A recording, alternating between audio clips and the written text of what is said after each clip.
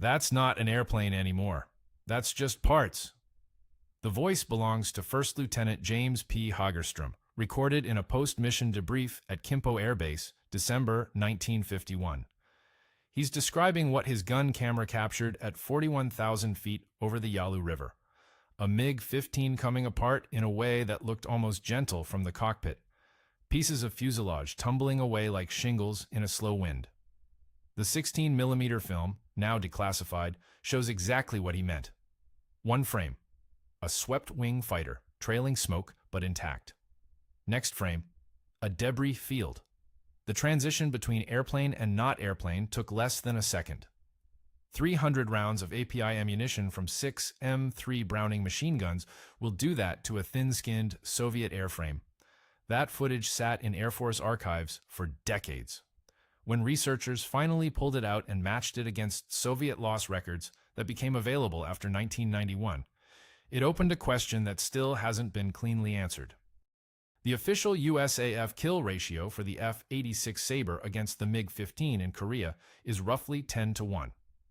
10 MiGs destroyed for every Sabre lost in air-to-air combat. The Soviets, using their own records, claim something closer to 2-1, still in America's favor, but a different war entirely. The truth almost certainly lives between those numbers, in a place that makes both sides uncomfortable. What nobody disputes is the outcome. The MiG-15 was, on paper, the superior aircraft. It climbed faster and flew higher. Its cannons could kill a bomber in a single pass. Soviet test pilots who flew captured Sabres after the war said the American jet felt sluggish, underpowered, a generation behind. And yet, the MiG lost. Over and over, across 3 years of combat in the narrow corridor of sky that American pilots called MiG Alley. If you want to understand why, don't take my word for it. After this video, go dig into the declassified gun camera footage and the Soviet records yourself. Come back and tell me what surprised you most in the comments. Hit subscribe so you don't miss the rest of this series, and drop a like if you want more of this kind of deep dive. Now, the standard explanation you'll hear is pilot quality. American pilots were World War II veterans. Soviet and Chinese and North Korean pilots were not. That's partially true and mostly lazy. It collapses a complicated story into a comfortable one. We were just better is an answer that stops curiosity dead. The real answer involves hydraulics and G-suits and a radar gun sight that could calculate deflection angles faster than any human brain. It involves a deliberate Soviet tactical doctrine that prioritized bomber interception over dogfighting. It involves the fact that the MiG-15's ailerons locked up above Mach 0.86, a speed the F-86 could exceed comfortably. It involves things that don't fit on a plaque at the National Air and Space Museum. The kill ratio tells you who won, wrote Air Force historian Kenneth Werrell in 2005. It doesn't tell you a damn thing about why. That's what we're here for. The AN/APG-30 was ugly. A squat black box bolted above the instrument panel, roughly the size of a lunch pail, with a small glass combining plate that projected a reticle onto the windscreen. It looked like an afterthought. Pilots who transitioned from P-51s sometimes mistook it for a radio component. Nothing about its appearance suggested it was the single most important piece of equipment in the cockpit. What it did was simple in concept. A conventional gunsight, the kind fitted in every MiG-15, projects a fixed ring onto the windscreen. The pilot sees the ring, puts the enemy inside it, and fires. Except that's a lie. Bullets don't fly in straight lines at 600 miles an hour. They arc. They drift. If a MiG is crossing your nose at a 30-degree angle, you need to aim at empty sky, at the point where the MiG will be when your rounds arrive. That calculation depends on range, closing speed, angle off, your own velocity, gravity, and the ballistic characteristics of your specific ammunition. A human brain can approximate it. A human brain under 7 Gs, with tunnel vision closing in and sweat pooling in the mask, approximates it badly. The AN/APG-30 didn't approximate. It solved. A small radar dish in the nose fed range data to an analog computer inside that black box. The computer tracked the target's angular rate, how fast it moved across the gunsight, and calculated the correct lead angle in real time. The reticle on the windscreen wasn't fixed. It moved. It drifted to exactly the point in empty sky where the pilot should place his rounds. All the Sabre pilot had to do was keep the pipper on the target and squeeze. The computer did the math that combat made impossible for a human mind. The MiG pilot had no such help. His ASP-3N sight was essentially World War II technology with a fresh coat of paint. Fixed ohm pipper. Manual range estimation. He had to guess the distance to the target, dial it in by hand, then compute the deflection angle in his head while pulling G's in a turning fight. Against a straight-flying bomber, the mission the MiG-15 was designed for, this worked adequately. Against a Sabre that was breaking into him at Mach 0.9 in a descending scissors, it was like doing long division on a roller coaster. The numbers bear this out. USAF studies conducted after the war found that Sabre pilots achieved hits on roughly 16% of firing passes. MiG pilots connected on less than 5%. The gap had nothing to do with marksmanship or reflexes. The Sabre pilots had a machine that turned the hardest problem in aerial combat, where to point the gun, into something close to automatic. And that was only the beginning of the MiG's disadvantages. September 14, 1951. Zhukovsky Air Base, southeast of Moscow. Test pilot Yuri Antipov takes a MiG-15 biz to 42,000 feet and pushes the nose over into a shallow dive. His assignment is routine: validate the flight envelope at transonic speeds. What happens next is not routine. His report, declassified in 1994 and translated by the RAND Corporation, describes it with the clinical detachment of a man who almost died. At Mach 0.86, the ailerons stiffen. At Mach 0.88, they require both hands. By Mach 0.92, lateral control authority is effectively gone. The aircraft doesn't just resist rolling, it refuses. Antipov notes that at this speed, a full deflection aileron input produces less than 4 degrees per second of roll rate. The Sabre, at the same speed, could roll at over 70. Soviet engineers already knew why. The MiG-15's wing, swept at 35 degrees, was borrowed almost directly from captured German research, specifically the Focke-Wulf TA-183 studies. The sweep handled compressibility well enough, but the aileron hinges sat too far aft on a relatively thin wing section, and at transonic speeds, the air loading over the control surface exceeded the pilot's mechanical advantage through the cable and pulley system. The controls didn't fail. They simply became immovable. The Sabre had the same swept wing, same German aerodynamic heritage. But North American aviation had done something the Mikoyan-Gurevich Bureau hadn't. They'd installed fully powered hydraulic flight controls. There were no cables between the stick and the ailerons, no pulleys, no mechanical linkage for airloads to fight against. An electrically driven hydraulic pump moved the surfaces, and the pilot's stick was connected only to the pump's control valve. The air could load those ailerons with 10,000 pounds of force, and the pilot would feel nothing but a smooth, consistent pressure under his hand. This was the death trap. Not at the merge, where speeds were manageable, and the MiG could turn with the Sabre or even inside it.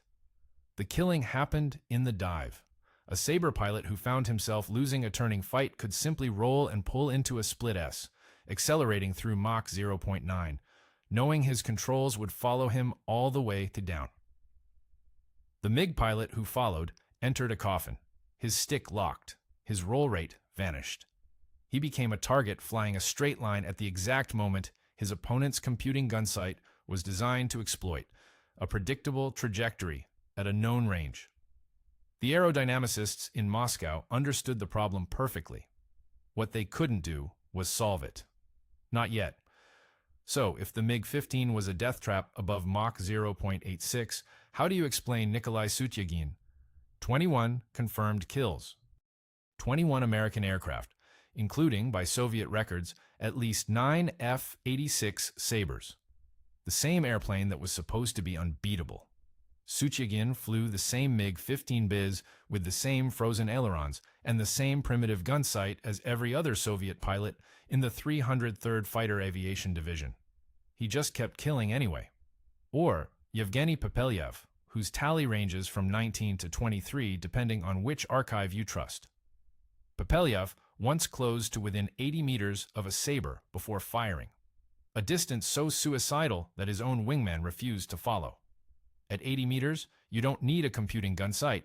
You don't need to calculate deflection.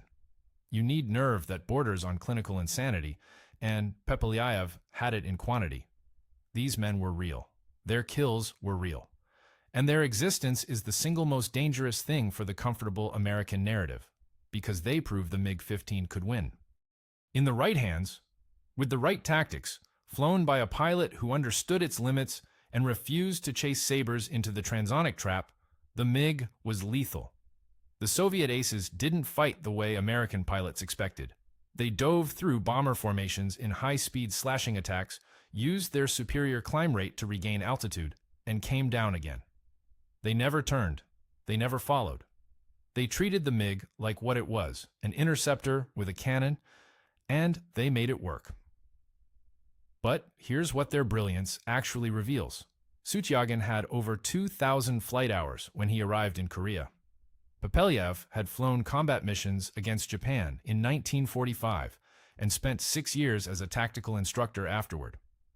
These were not typical Soviet pilots. They were freaks of institutional investment, men the Soviet system had poured a decade of fuel and training into. The pilots replacing them were something else entirely. By mid-1952, the 303rd and 324th Divisions were rotating fresh pilots into MiG Alley with between 200 and 300 total flight hours. Some had fewer than 50 hours in the MiG-15 itself. Their American counterparts, even the youngest, greenest second lieutenants arriving at Kimpo, carried a minimum of 1,000 hours, including extensive gunnery training and, critically, hours in the F-86's computing gunsight system. The math is brutal. An American replacement pilot had 3 to 5 times more cockpit time than his Soviet equivalent. Not 3 to 5% more, 3 to 5 times. A MiG-15 with frozen ailerons, a fixed gunsight, and a 2,000-hour ace in the cockpit was dangerous. The same airplane with a 200-hour replacement pilot was a statistic. Sutyagin and Popelyev didn't disprove the Sabre's advantages. They proved that only extraordinary skill could overcome them. And extraordinary skill, by definition, cannot scale. The Soviet Air Force understood this. Their solution wasn't to train more Sutyagins. It was to change the terms of the fight entirely, to build a doctrine that didn't depend on individual genius. What they built instead tells you everything about how the MiG-15 was actually supposed to be used and why sending it to chase Sabres was never the plan. March 1953, Suwon Air Base, 0614 local. Captain Joseph McConnell walks to his Sabre in the half-dark, and the airplane waiting for him is not the one he trained in. It's an F-86 F-30, serial number 52-4778, and the difference that matters is at the back. The original Sabre had a conventional elevator, a hinged flap on the trailing edge of the horizontal stabilizer. It worked the same way every elevator had worked since the Wright Flyer. Push the stick forward, the elevator deflects down, the tail rises, the nose drops. Simple, reliable, and at transonic speeds, increasingly useless. As the Sabre approached Mach 1 in a dive, a shock wave would form ahead of the elevator hinge line. The air behind it went dead. The elevator moved, but accomplished nothing. A rudder waving in still water. Worse, the shifting shock wave changed the pressure distribution across the stabilizer itself, pitching the nose down without the pilot's input. The condition had a clinical name, Mach tuck. It had killed test pilots. The all-flying tail eliminated the hinge. The entire horizontal stabilizer pivoted as one slab. No fixed surface, no trailing flap, no hinge line for a shock wave to exploit. The hydraulic actuator rotated the whole assembly, and because the pivot point sat near the aerodynamic center, the control forces stayed manageable even as the airplane pushed through the transonic range. Where the old Sabre had gone mushy and unpredictable above Mach 0.9, the F-86F stayed crisp, responsive, obedient. By the spring of 1953, the Sabre carried 4 advantages that mattered in a transonic fight. Hydraulic ailerons gave it full roll authority at any speed. A radar-ranging gunsight computed deflection in real time. The all-flying tail maintained pitch control through the transonic regime, where the MiG-15 became a passenger in its own airframe. And all 4 of these systems, including the engine's improved thrust at altitude, worked in the same speed envelope. Each advantage alone was survivable. A great MiG pilot could compensate for one of them, perhaps 2. But the full set created something no amount of skill could answer: a compound lethality where each system amplified the others. The gunsight was most accurate against a predictable target. The MiG became most predictable exactly where it lost control authority. And the Sabre's all-flying tail ensured its pilot could follow the MiG into that speed regime and maneuver precisely while there. This was the geometry of the kill. A Sabre pilot initiates from high 6 o'clock diving. The MiG brakes hard, pulling into a descending turn. Both aircraft accelerate. At Mach 0.86, the MiG pilot feels the ailerons stiffen under his hands. He knows what's coming. He has 2 choices: pull out of the dive and surrender his energy, climbing back into a fight where the Sabre will follow, or stay in the dive and hope to extend away. If he pulls up, the Sabre's all-flying tail tracks him through the pitch change with 0 lag. If he stays in the dive, his roll rate dies. He flies straight. The AN/APG-30 reads his range at 1,200 feet and closing, calculates his drift rate at 6 degrees per second and decelerating, and walks the pipper ahead of his nose. The Sabre pilot squeezes the trigger for a 2-second burst. 6.50 caliber M3. Brownings send roughly 160 rounds downrange. The computing gunsight has placed them not where the MiG is, but where it will be in the quarter second the rounds need to arrive. The MiG pilot never sees the impacts. The first rounds strike the left wing root and the fuselage just aft of the cockpit. At this speed, .50 caliber API rounds don't punch neat holes.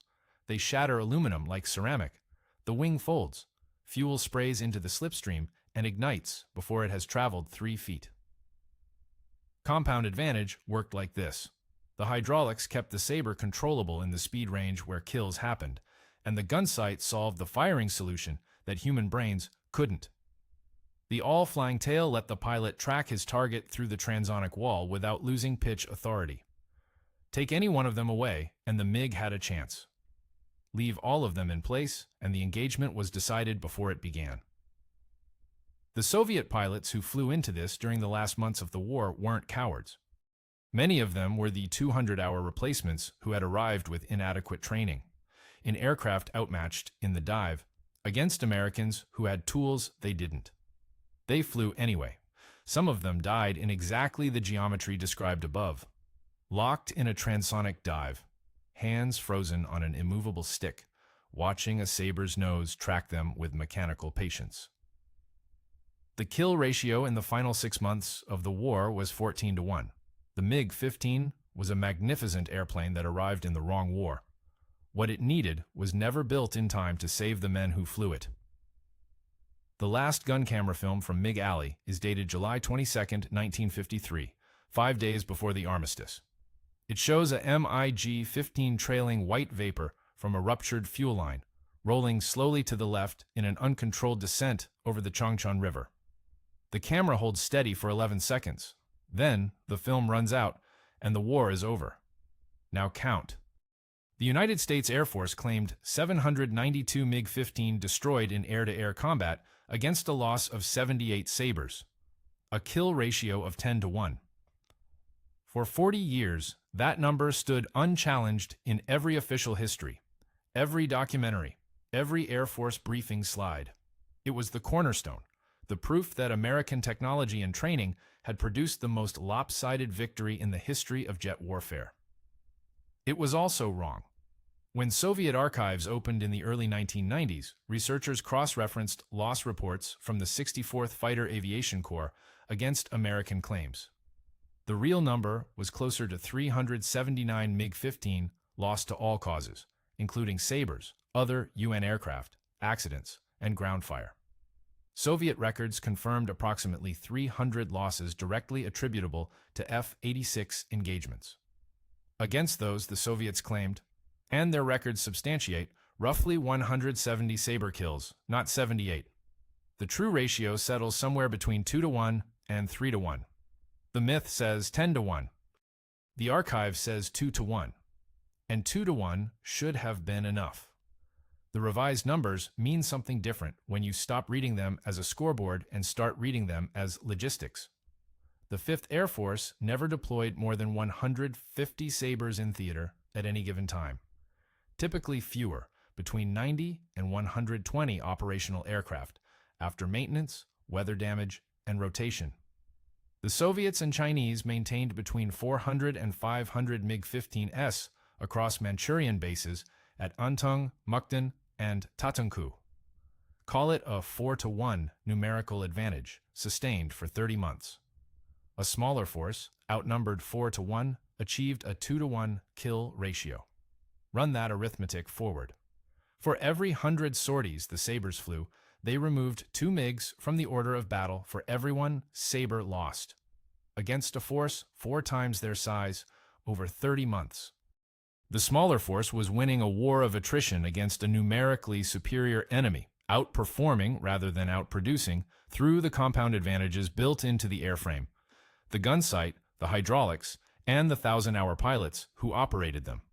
The MiG-15 was faster in a climb. It could fly higher. Its cannon hit harder. On paper, in a staff college exercise, stripped of transonic aerodynamics and training pipelines and computing gunsights, the MiG-15 wins. It should have swept the Sabres from the sky over the Yalu and owned MiG Alley by name and by right. It didn't. The MiG-15 was a brilliant airplane. Its pilots included some of the bravest men who ever flew. It lost because the Sabre was a system, and the MiG was a machine. The Sabre's designers had understood something that transcended aerodynamics, that the pilot is a component, and every component has limits, and the machine that compensates for those limits will defeat the machine that doesn't. Hydraulic ailerons compensated for human muscle. The computing gunsight compensated for human reaction time. The all-flying tail compensated for physics itself. And the radar ranging compensated for human judgment at closing speeds no eye could track. The MiG-15 asked its pilots to be extraordinary. The F-86 asked its pilots to be adequate. In a war of replacements, of rotation schedules and training pipelines, and industrial logistics, adequate scales. Extraordinary does not. That is why MiG pilots couldn't beat the F-86 in Korea. The problem was never skill. No one could be good enough, often enough, for long enough. The Sabre made sure of that, 67. That's how many American fighter programs between 1953 and 2023 incorporated at least one of the 4 Sabre systems. Hydraulic flight controls, radar ranging gunsights, all-moving tail surfaces, or integrated pilot system design philosophy. According to a Wright-Patterson technical genealogy compiled in 1991, every single American fighter from the F-100 Super Sabre forward carried all 4. Every one. The Soviets needed until 1955 to field hydraulic ailerons on the MiG-19. The all-flying tail arrived on the same airframe, 6 years after North American aviation had proven the concept over the Yalu. A radar-ranging gunsight comparable to the AN/APG-30 didn't appear in Soviet service until the late 50s, and the training pipeline gap persisted far longer than any of it. As late as 1966, American intelligence assessments estimated Soviet tactical fighter pilots averaged 400 to 600 flight hours at operational assignment. Their U.S. Air Force equivalents carried 1,200 minimum. The ratio had narrowed from 5-to-1 to roughly 2-to-1. It took 13 years to have the gap. McConnell finished Korea with 16 kills, the top American ace of the war. He rotated home, tested the F-86H at Edwards, and died on August 25, 1954, when the prototype he flew shed a wing during a low-altitude speed run over the Mojave. He had survived 106 combat missions in MiG Alley. The airplane that killed him carried every upgrade that had made the Sabre lethal. Hydraulic controls, all-flying tail, the works. McConnell would have appreciated the irony, probably did, for about 2 seconds. Popelyev went home to the Soviet Union and spent 30 years forbidden from discussing Korea. His government denied Soviet pilots had ever been there. He received his Hero of the Soviet Union medal in a closed ceremony with no photographs. When a Russian journalist finally interviewed him in 1993, Popelyev said something that the comfortable version of this story doesn't have room for. The journalist asked him what he thought of the American pilots. Popelyev sat with it for a moment. They were better equipped. We knew that every time we took off. But they also flew more. They practiced more. They had more fuel to practice with. We had the airplane. They had everything around the airplane. The journalist asked if he'd have traded his MiG for a Sabre. Every morning,